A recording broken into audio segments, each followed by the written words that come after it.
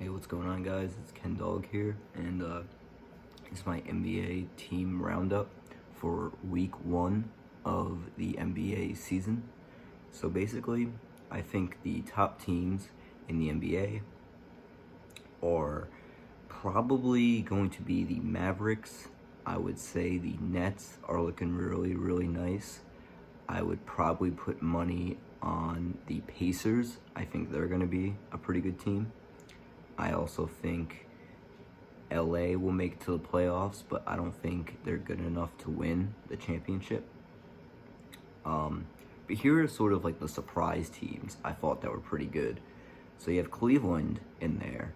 They're actually contending. They're winning games.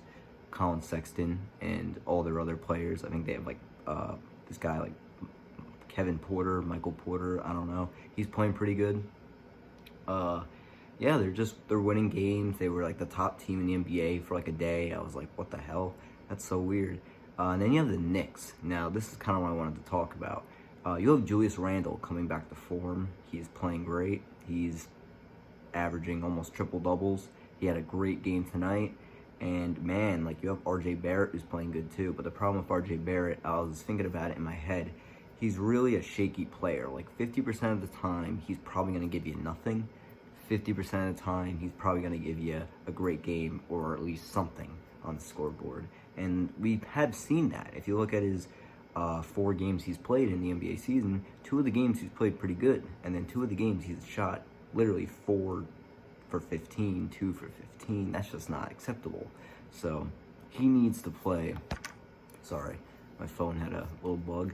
He needs to play, pretty well in order to the Knicks to have this success that they are rolling on, because they are actually tied with the Nets.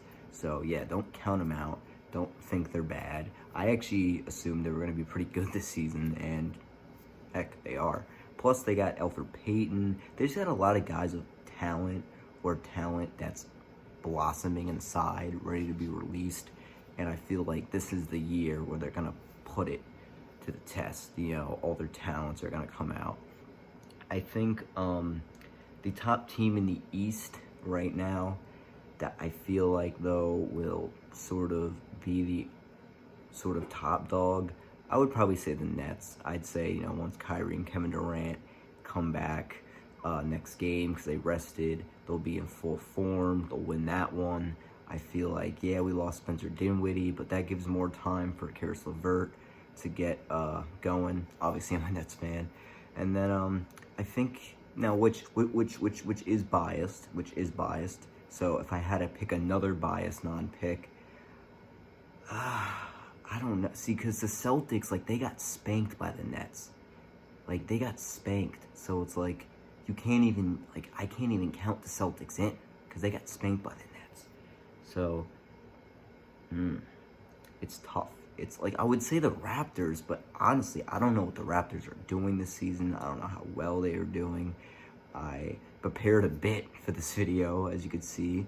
I've been watching, I've been following the games, but it's the Raptors, man. I don't know what the hell they're up to. But probably, man, there's just so many bad East teams. But I guess for now, I can't pick one. I can't. It's the Nets. It's the Nets of the Celtics. I guess. Fine. I guess that's your answer. I just can't pick one. You know what I mean? There's so many teams could be good because this is also such a weird season. This is the weirdest season. I think so many teams are going to be so good. So all the records will be pretty balanced. But for the West, I don't know. I think the Mavericks can definitely do some work this year. I think the Lakers will be the favorites, and again, they'll make playoffs. So I guess I'm going to go Lakers right now. LeBron, I think he's declined a bit. I think he's no longer that 35 points per game threat. He never was a 35 points per game player, but you know how LeBron is. Like, some games he would go off, some games he would have 28, some games he would have 40. I feel like we're seeing a more consistent, like, 22, 25 out of LeBron. And then in terms of rebounds, I mean, he's rebounding the ball just as good, even better. Passing the ball just as good, even better. Like, I was thinking in my head, if LeBron, once he sort of washes up in terms of, like, athleticism-wise, once he starts getting slower and he can't run as fast, he could easily transition into, like, a center or something, start doing post hooks, post fades, sort of, like, running up the court slowly, going for rebounds, you know what I mean? And that could maintain his body easily another 6 years of all-star play in the NBA. So I'm thinking the Lakers for the West. And I don't know. I think maybe to end it off, any breakout players, I think, honestly, I would probably have to say Sabonis is looking really nice from the Pacers. I forgot to mention the Bucks with the East. But still, I'm not going to change my answer. I don't think the Bucks really have gained much experience this season. I don't trust Middleton, Holiday. I trust Lopez, but Lopez is getting old. He's like 33 now. I have, obviously. Can you guys see? Yeah, you can see. Yeah. Jersey. Yep, I'm a fan. So it sucks to see him get old, but yeah, I think Sabonis, Paul George is actually looking pretty nice, surprisingly. I think he'll be like a good player that just doesn't do anything to help his team win, but he's still putting up stats. Westbrook, I think he's going to be pretty good this season.